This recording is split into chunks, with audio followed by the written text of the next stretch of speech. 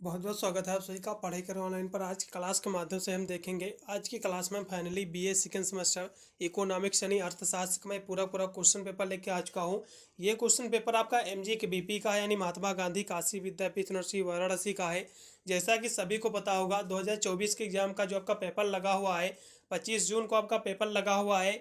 और पिछले साल के पेपर से काफ़ी पर्सेंट इस बार भी रिपीट हो रहे हैं, इसलिए इस पेपर को जरूर आपको देख कर ही अपना आपको एग्जाम देने जाना है। इसमें से काफ़ी पर्सेंट आपको अपने एग्जाम में बिल्कुल देखने को मिलेंगे।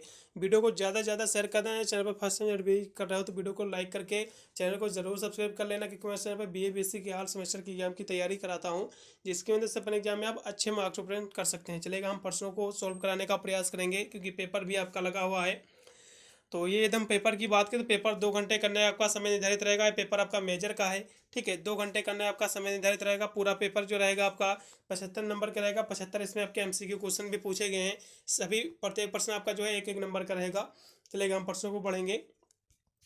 इसका जो पहला क्वेश्चन दिया कि राष्ट्रीय आय की जो है माप किन तरीकों से जो है की जाती है। तो राष्ट्रीय आय की जो माप की जाती है वो की जाती है आय विधि द्वारा, उत्पादन विधि द्वारा और जो है व्यय विधि द्वारा। इन तीनों विधि के द्वारा जो है राष्ट्रीय आय की जो है माप करते हैं। इसलिए इसमें का जो है चौथा ऑप्शन एकदम सही रहेगा। अगला क्वेश्चन भी आपका दिया हुआ जो कि आपका 2 नंबर क्वेश्चन है कि वास्तविक राष्ट्रीय आय अपान जनसंख्या, ये जो है ये एक हिसाब से देखा है तो ये किसको इंडिकेट कर रहा है, ठीक है। तो ये किसको निकालने का फार्मूला है ये। तो इस क्वेश्चन की हम बात करें 2 नंबर क्वेश्चन की, तो ये जो है प्रति व्यक्ति आय निकालने का ये फार्मूला है, ठीक है। तो इसमें आप लगाइएगा प्रति व्यक्ति आय का। तो इसमें का जो राइट विकल्प रहेगा वो रहेगा दूसरा, प्रति व्यक्ति आय। फिर अगला क्वेश्चन भी आपका दिया हुआ है जो कि है आपका 3 नंबर क्वेश्चन भी आपका दिया होगी जीएनपी एंड जो है जीडीपी में अंतर क्या होता है। तो इस क्वेश्चन की हम बात कर ले 3 नंबर क्वेश्चन की, तो इसका जो अंतर होता है वो होता है विदेशों से शुद्ध साधन आय का। इसका लगाइएगा चौथा ऑप्शन सही रहेगा। अगला क्वेश्चन भी आपका 4 नंबर के निम्नलिखित में से जो है कौन सा जो है कथन सत्य है। तो इसमें से कौन सा कथन जो है सत्य है ये बताना है आपको। तो वैसे तो ये दोनों कथन सत्य ही है मेरे हिसाब से, इसलिए आप सी लगाइएगा उपरोक्त दोनों। अगला क्वेश्चन भी आपका कि सीमांत उपभोग प्रावर्त अधिक होने पर गुणक होगा। तो गुणक क्या होगा। तो 5 नंबर क्वेश्चन की हम बात करें तो ये होगा अधिक होगा, ठीक है। ये होगा मोर होगा। फिर अगला क्वेश्चन आपका दिया हुआ है जो कि आपका 6 नंबर क्वेश्चन कि इनमें से कौन जो है सत्य है। तो इस क्वेश्चन की हम बात करें तो इनमें से कौन जो है सत्य है, क्वेश्चन आपका पूछ रहा है। तो 6 नंबर क्वेश्चन का पहला ऑप्शन एकदम रेड रहेगा, सी इज कल्टू वाई ब्रैकेट में वाई। अगला क्वेश्चन भी आपका दिया हुआ है जो कि आपका 7 नंबर क्वेश्चन है कि नवीन पूंजी पर संपत्तियों में जो है निवेश के लिए आवश्यक है। तो इसके इसमें जो है निवेश के लिए क्या आवश्यक है। तो 7 नंबर क्वेश्चन का पहला ऑप्शन लगा दीजिएगा, एकदम सही रहेगा, ठीक है। फिर अगला क्वेश्चन भी आपका दिया हुआ है कि लाभ की आशा से प्रेरित हुआ जो है निवेश कहलाता है। तो ये कैसा निवेश कहलाता है, यानी लाभ की आशा से प्रेरित हुआ निवेश जो होता है ये कैसा निवेश कहलाता है। तो ये जो कहलाता है प्रेरित निवेश कहलाता है। इसका जो है लगाइएगा दूसरा ऑप्शन एकदम सही रहेगा। अगला क्वेश्चन भी आपका कि खुली अर्थव्यवस्था का अर्थ है। तो खुली अर्थव्यवस्था का अर्थ क्या होता है। तो इस क्वेश्चन की हम बात करें 9 नंबर क्वेश्चन की, तो ये होता है विदेशी विदेशी व्यापार की उपस्थिति होती है। मेरे हिसाब से इसका लगाइएगा बी ऑप्शन सही रहेगा दूसरा। यानी अगला क्वेश्चन 10 नंबर की सार्वजनिक व्यय का स्वरूप है। तो मेरे हिसाब से सार्वजनिक व्यय का स्वरूप क्या है, तो छत पूरक व्यय भी है और समदीपन व्यय दोनों होंगे, इसलिए इसमें का सी लगाइएगा। अगला क्वेश्चन आपका 11 नंबर की राजकोषीय नीति से क्या अभिप्राय है। तो राजकोष की जो नीति होती है इससे क्या अभिप्राय है। तो ये जो है बजट नीति या फिर जो है आय पर व्यय नीति है, इसका लगेगा तीसरा ऑप्शन इसमें का भी एकदम सही रहेगा। अगला क्वेश्चन आपका खुली अर्थव्यवस्था में जो है शुद्ध निर्यात के अतिरिक्त शामिल होता है। तो इसके अतिरिक्त क्या शामिल होता है। तो 12 नंबर क्वेश्चन का जो राइट विकल्प रहेगा वो रहेगा निवेश व्यय होता है, ठीक है। उपभोग व्यय भी होता है, सरकारी व्यय भी, इसलिए आप जो लगाइएगा तो ये सभी मेरे हिसाब से होते हैं, इसमें आप डी लगा दीजिएगा। वैसे तो निवेश व्यय होता है, इसमें का दूसरा ऑप्शन सही होना चाहिए, लेकिन गवर्नमेंट कंज्यूम यानी उपभोग व्यय और निवेश सरकारी व्यय सभी होनी चाहिए खुली व्यवस्था में, आप लगाइएगा डी ऑप्शन सही रहेगा 12 नंबर का। फिर अगला क्वेश्चन आपका 13 नंबर की प्रतिष्ठित दृष्टिकोण के अनुसार मुद्रा को जो है मांगा जाता है, ठीक है। तो कैसे मांगा जाता है, तो ये विनिमय कार्य हेतु मांगा जाता है, इसका पहला ऑप्शन सही रहेगा 13 नंबर क्वेश्चन का। अगला क्वेश्चन भी आपका कि ब्याज के आधुनिक सिद्धांत की व्याख्या जो है की जाती है। तो ये जो है IS और जो है LM दोनों वक्रों के द्वारा की जाती है। इसका तीसरा ऑप्शन सही है। अगला ऑप्शन आपका अत्यधिक शाख संकुचन का जो है इसका परिणाम है, तो क्या है? ठीक है, तो 15 नंबर क्वेश्चन का जो राइट विकल्प रहेगा वो रहेगा मुद्रास्फीति। अगला क्वेश्चन भी आपका दिया हुआ है कि विनिमय दर की जो है स्वर्णमान प्रणाली जो है कब प्रचलित थी? तो इसकी हम बात करें तो इसकी प्रचलित क्या, इसकी जो शुरुआत हुई थी 1920 से लेकर 1930 तक की हुई थी। ठीक है, तो इसमें मेरे हिसाब से कौन सा ऑप्शन सही होना चाहिए, थोड़ा सा इसमें कभी डाउट है, लेकिन इसकी जो शुरुआत हुई थी, प्रचलित थी, तो 1920 से हुई थी, तो मेरे हिसाब से इसका पहला ही ऑप्शन सही रहेगा। इसकी जो शुरुआत हुई थी 1920 से लेकर 30 तक ये चली थी, इतना याद रखिएगा। 30 से लेकर 32 तक ये चली थी। इसमें आप पहला ऑप्शन लगाइएगा, 30 तक नहीं चली थी, 32 तक, इसलिए इसमें का जो पहला ऑप्शन पूर्णतः सत्य रहेगा। अगला क्वेश्चन फिर आपका देगा स्थिर विनिमय दर का जो है निर्धारण कौन करता है? तो ये जो है मैत्रिक अधिकारी करते हैं, इसका जो चौथा ऑप्शन सही रहेगा। अगला क्वेश्चन का मुद्रास्फीति अच्छी है, मुद्रास्फीति जो है अच्छी है, तो किसके लिए अच्छी है? तो इस क्वेश्चन की हम बात करें 18 नंबर क्वेश्चन की, तो ये जो है बिजनेसमैन के लिए, व्यापारियों के लिए, इसका तीसरा ऑप्शन सही है। अल्पकालीन समग्र जो है पूर्त वक्र जो है ये होता है, तो ये जो है पूर्णतया लोचदार होता है, इसका पहला ऑप्शन सही रहेगा। ठीक है, अल्पकालीन जो समग्र वक्र जो होता है ये पूर्णतया लोचदार होता है, इसका जो है पहला ऑप्शन लगा दिए, एकदम सही रहेगा 19 नंबर क्वेश्चन का, चलेगा। फिर अगला क्वेश्चन भी आपका दिया हुआ है कि लागत प्रेरित स्फीति जो है होती है, तो ये कैसी होती है? तो ये जो होती है लागत बढ़ाने से होती है। ठीक है, इंक्रीज कॉस्ट से होती है, इसका लगेगा दूसरा ऑप्शन सही रहेगा। अगला ऑप्शन भी आपका दिया कि मुद्रा हुआ है जो मुद्रा के कार्य करे, या जो कथन है ये कथन जो है किसका है? तो ये जो कथन आपका दिया हुआ है किस नंबर का, ये कथन आपका हार्टले विटर्स ने दिया था, इसका दूसरा ऑप्शन एकदम सही रहेगा। फिर अगला क्वेश्चन आपका जो कि 22 नंबर के निम्नलिखित में से जो है किसी अर्थव्यवस्था की जो है व्यक्तिगत इकाई के रूप में जो है परिभाषित किया जाता है? जो है इसको जो है माइक्रो इकोनॉमिक्स को किया जाता है, इसका पहला ऑप्शन सही रहेगा। फिर अगला क्वेश्चन आपका दिया हुआ है कि दीर्घ काल में जो है हम सभी मर जाएंगे, ये जो कथन है ये कथन किसका है? तो ये जो है कीन्स का कथन है। ठीक है, इसका लगेगा चौथा ऑप्शन एकदम सही रहेगा, कीन्स। 23 नंबर क्वेश्चन का अगला क्वेश्चन भी आपका दिया कि जो है सूक्ष्म अर्थशास्त्र एक जो है इकाई या फिर जो है एक फर्म का अध्ययन है, जबकि व्यापक अर्थशास्त्र जो है ये किसका अध्ययन है? तो 24 नंबर की हम बात करें तो ये जो अध्ययन है देखा है तो संपूर्ण राष्ट्रीय अर्थव्यवस्था का अध्ययन भी है और समग्र रूप से क्षेत्रीय अर्थव्यवस्था का भी है। आप इसमें का जो है डी ऑप्शन लगा दीजिएगा, एकदम सही रहेगा। अगला क्वेश्चन भी आपका रोजगार और ब्याज तथा जो है धन का सामान्य सिद्धांत किसकी जो है महान कृति है, जो कह सकते हैं इसके लेखक कौन है? तो जेएम कीन्स हैं, इसका पहला ऑप्शन सही रहेगा। अगला क्वेश्चन भी आपका कि उपभोग फलन जो है निर्भर करता है, तो ये जो है आय का आकार उपभोग की प्रवृत्ति दोनों पर करता है, इसलिए आप सी लगाइएगा, तीसरा ऑप्शन। अगला क्वेश्चन आपका निवेश कार्य जो है निर्भर करता है, तो ये किस पर निर्भर करता है?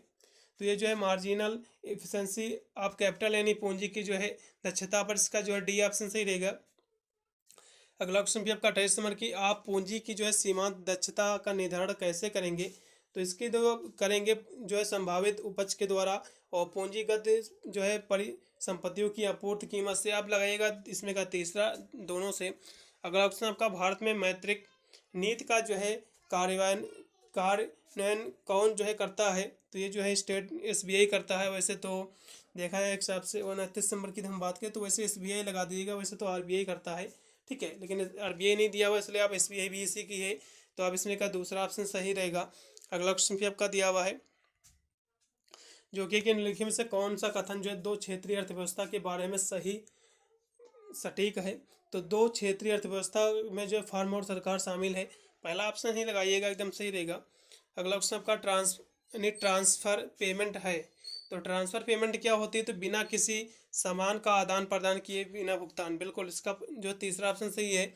अगला ऑप्शन आपका विनिर्माण की प्रक्रिया के दौरान संयंत्र और जो है मशीनरी के मूल्य में जो है कमी को कहते हैं, तो इसे जो है मूल्य ह्रास कहते हैं, मूल्य की कमी कहते हैं, इसका तीसरा ऑप्शन सही है। अगला क्वेश्चन यदि कीमत दर जो है दोगुनी हो जाती है तो इसका क्या प्रभाव पड़ेगा? तो 33 नंबर की हम बात करें तो ये इसका प्रभाव पड़ेगा, पैसों का मूल्य जो है आधा हो जाएगा, इसका लगेगा दूसरा ऑप्शन सही रहेगा। अगला क्वेश्चन फिर आपका कि स्टैगफ्लेशन तब होता है जब अर्थव्यवस्था जो है अनुभव करती है, तो ये क्या अनुभव करती है? तो ये जो अनुभव करती है वो करती है गिरती कीमतें और जो है बढ़ता उत्पाद, इसका लगेगा तीसरा ऑप्शन सही रहेगा। अगला क्वेश्चन आपका निवेश गुणक निवेश के जो है प्रभाव को दर्शाता है, तो ये किसके प्रभाव को दर्शाता है, तो ये जो है आय के इनकम को, ठीक है, इसका लगेगा आय को। तीसरा ऑप्शन सही रहेगा। अगला क्वेश्चन भी आपका कि गुणक की अवधारणा जो है सर्वप्रथम किसने जो है विकसित की थी। ये क्वेश्चन बिल्कुल देखने को मिलेगा, ये अभी से भैया रट लो। तो ये विकसित की थी RF जो है कान ने। इसका तीसरा ऑप्शन एकदम सही रहेगा, ठीक है। अगला क्वेश्चन पे आपका 37 नंबर है कि अर्थव्यवस्था में जो है साख का जो है सर्जन कौन करता है। तो ये जो है व्यावसायिक बैंक करती है, कमर्शियल बैंक। इसका लगेगा तीसरा ऑप्शन सही रहेगा। अगला क्वेश्चन आपका बाजार का नियम जो है किसने दिया था। ये क्वेश्चन बहुत ही महत्वपूर्ण है, बिल्कुल देखने को मिलेगा। तो बाजार का नियम जो दिया था सभी को पता भी होगा, बहुत ही इजी प्रश्न आया हुआ। तो जेबी जो है कह सकते हो से ने दिया था, जेबी से ने दिया था कि बाजार का नियम, ठीक है। यानी से बाजार का नियम आपको याद भी होगा कि जो बाजार का नियम है, से बाजार का नियम आपने सुना भी होगा, आपकी बुक में बिल्कुल होगा। तो से जो जिन्होंने कह सकते हो नियम दिया था उनका से ही नाम था, उनका जेबी से उनका नाम ही था, ठीक है। अगला ऑप्शन भी आपका दिया हुआ है कि रोजगार का प्रतिष्ठित सिद्धांत जो है किस समानता पर जो है आधारित था। तो इसकी हम बात कर ले, ठीक है। 39 नंबर क्वेश्चन पे ये जो है पूर्ण रोजगार पर था। इसका पहला ऑप्शन सही रहेगा। अगला क्वेश्चन पे आपका अर्थव्यवस्था में जो है निवेश किस पर निर्भर करता है। तो ये जो है ब्याज की दर और जो है पूंजी की सीमांत जो है कुशलता, दोनों पर से आप सी लगाइएगा दोनों। औसत उपभोग परावर्त का सूत्र क्या होता है, कौन सा होता है, ठीक है। बहुत ही महत्वपूर्ण प्रश्न आया हुआ है 41 नंबर क्वेश्चन।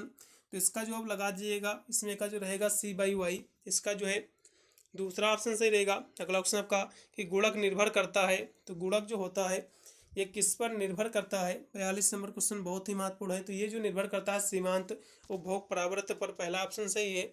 अगला ऑप्शन का सीमांत बचत परावर्त का जो है घोतक है, तो कौन है, ठीक है।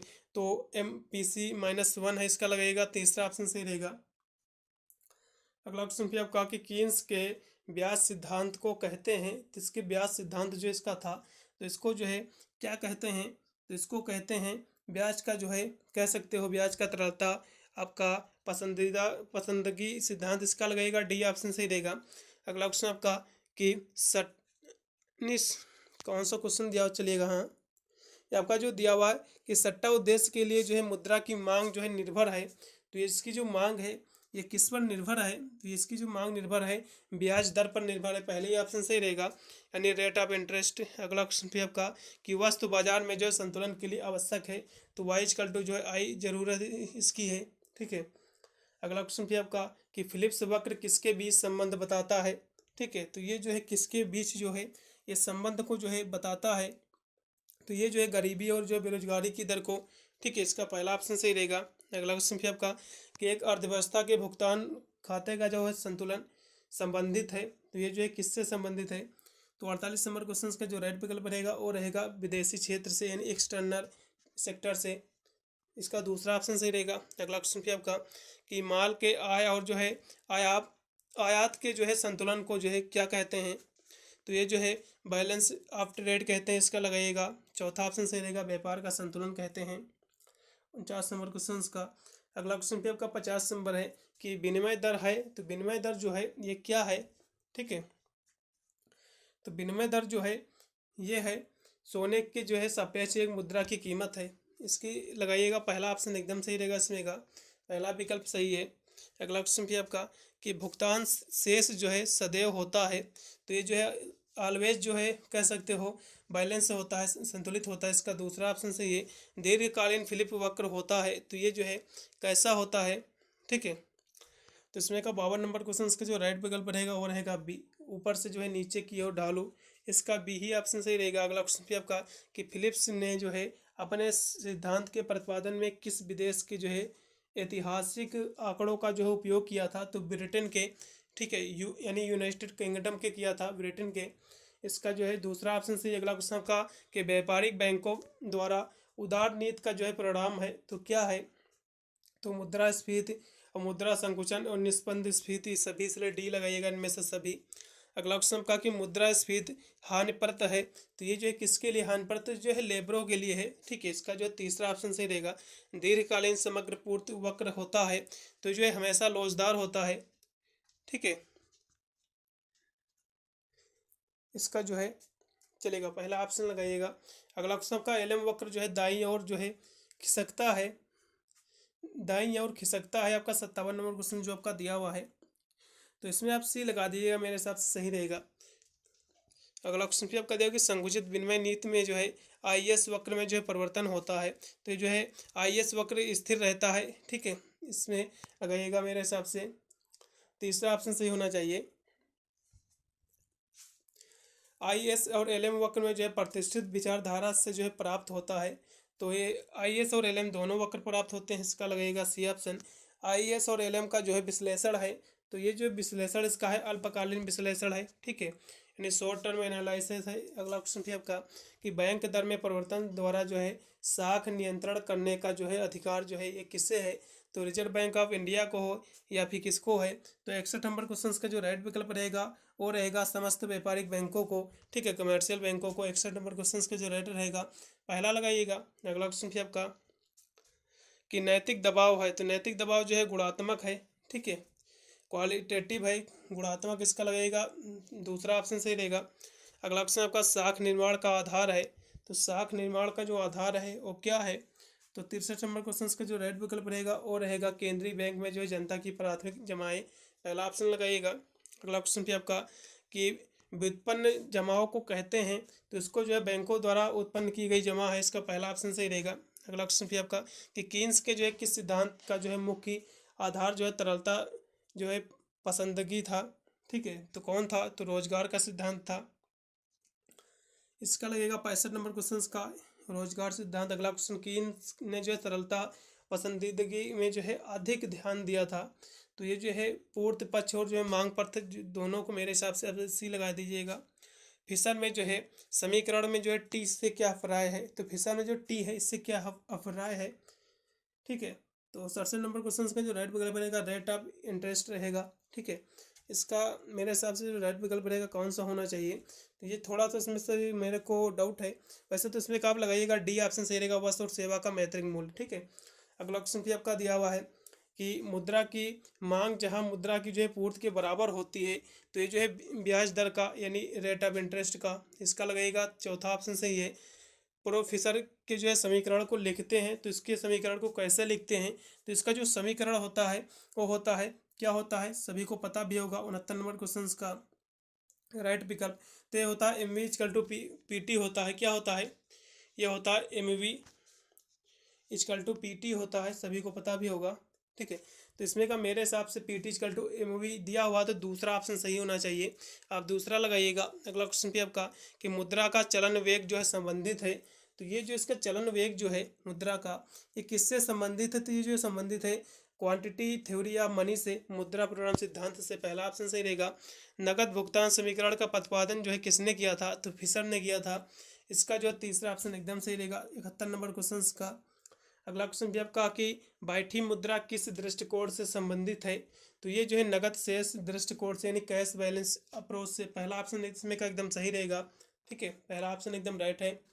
अगला क्वेश्चन भी आपका कि समष्टि अर्थशास्त्र में अध्ययन नहीं किया जाता है, तो क्या नहीं करते हैं इसमें, ठीक है, तो मेरे हिसाब से समान कीमत होना चाहिए। अभी मनी इसे मुद्रास्फीति का तो अध्ययन किया जाता है समष्टि अर्थशास्त्र में, तो इसमें का सामान्य कीमत स्तर होना चाहिए जिसका अध्ययन नहीं किया जाता है। चलिए एक क्वेश्चन में छोड़ दे रहा हूँ, थोड़ा सा मेरे को उसको डाउट है, आप देख लीजिएगा एक बार इसको। अगला क्वेश्चन भी आपका कि GNP/MP इक्वल टू ये क्या होता है, ठीक है। तो इस क्वेश्चन की हम बात करें तो ये जो होता है ये GNP प्लस जो है विदेश से जो है शुद्ध कह सकते हो साधन आय होती है, इसका दूसरा ऑप्शन एकदम सही रहेगा, ठीक है, दूसरा ऑप्शन लगाइएगा। अगला लास्ट में क्वेश्चन है कि बाजार कीमत तथा जो है साधन लागत जो है धारणाओं में जो है अंतर का कारण क्या है, तो इनडायरेक्ट है, अप्रत्यक्ष है, इसका दूसरा ऑप्शन सही रहेगा। पूरा मैंने पेपर सॉल्व करा दिया, हो सकता है 1-2 प्रश्नों की त्रुटियां हो गई इस पेपर में, तो कमेंट के माध्यम से जरूर मेंशन कीजिएगा। वीडियो अच्छा लगा तो लाइक करके जरूर वीडियो को शेयर करिएगा दोस्तों। बस मैंने इसके काफ़ी मैंने जो है ऑलरेडी आपके सभी सब्जेक्ट का जो है मैंने प्रोवाइड कर रखे हैं वीडियो, आप जाकर प्ले लिस्ट में अन्य वीडियो भी आप वॉच कर सकते हैं सभी सब्जेक्ट की। मिलता हूँ वीडियो के लिए, तब तक सभी को thank you for watching this video.